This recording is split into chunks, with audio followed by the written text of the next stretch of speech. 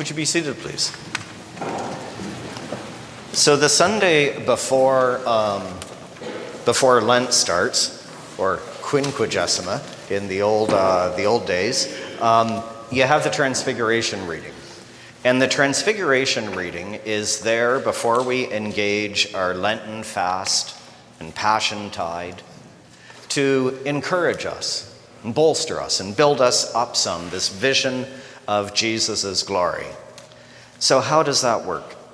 Well, in the biblical text, not the gospel book, but in Matthew, that it starts with 6 days later, and then the rest of this starts. So 6 days later, what happened 6 days before? And keeping in mind, in terms of how you place this story within the broader context and how Matthew is telling the story, the other gospel readers similarly, by the way, but how Matthew is telling this story is they're on their way to Jerusalem. Now, we all know, with the benefit of hindsight, how things are going to go once they get to Jerusalem, right? But here's what came down 6 days later. Jesus began to show his disciples that he must go to Jerusalem and undergo great suffering and be killed, and on the third day be raised. And this is the passage where then Peter pulls Jesus aside as he's talking about this, and he's like, hey, Jesus, like, stop all that crazy talk, right? Peter just can't stand this idea of what's going to happen when they finally get to Jerusalem.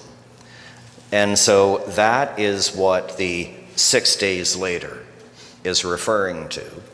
And that's how a part of how it is to bolster and encourage us too. Jesus takes with him Peter, James, and John, and they go up to this mountain. And the story, of course, naturally evokes for us the stories about Moses going up Mount Sinai. But did you notice some of those striking differences between the two different texts and the two different mountain ascents? So first of all, with Moses going up the mountain, he takes Joshua with him, but Joshua is only allowed to go part way. Only Moses can ascend the rest of the way up to that mountain. And God is hidden from view. And that terrifying image of God is extended to one of the second differences between the story, which is about the top of the mountain. It's dark cloud, and think like volcano. It is a terrifying thing.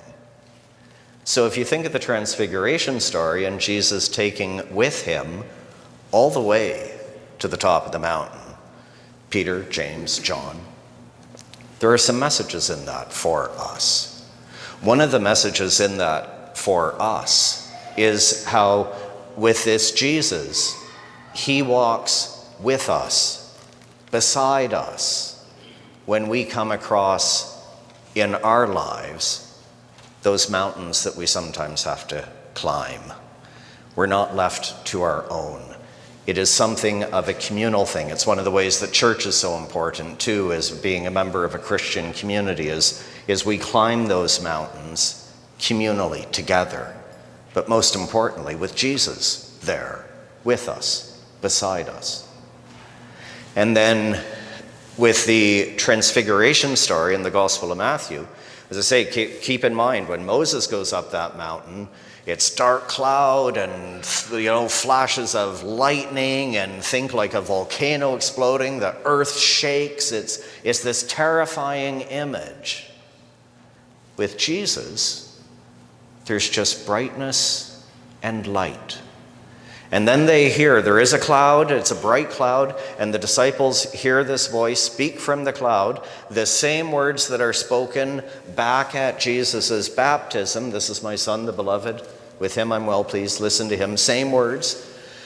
And it's when the voice speaks that then the disciples, they're filled with fear, they fall to the ground. And what happens next? Jesus comes and touches them, and he says to them, stand up.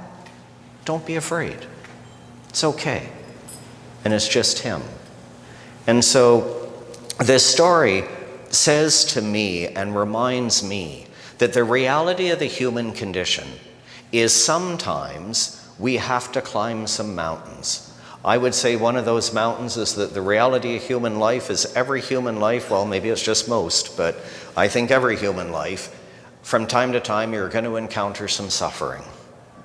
That doesn't mean that you've done something wrong or that God is angry with you or, you're a great sinner or any of those old ideas from back in Moses' time. Again, think of the messages that story of Moses sends, right? Is stand in line or this powerful deity is going to zap you. It's about coercion and fear. With Jesus, it's about relationship and love. So that even when we come across challenges in our lives and when we have to climb a mountain, Jesus is there with us. Peter refers back to this story in his letter to the Ephesians, and think about some of the experiences he went through. It didn't destroy his faith, because the challenge for a lot of people seems to be this idea that we see first in Jesus, that glorifying God and showing God to the world, it's not about lording it over others and coercing people and terrorizing people. That's not what it is. That, as a matter of fact, suffering and self-sacrifice can be how God is glorified. That is what we see in the story of Jesus. That is what we see when he finally does get to Jerusalem, and then he's arrested and he's crucified. And I get very distressed some of the time. Well, no, actually that's an overstatement. Distressed isn't the right word. Irate would be closer.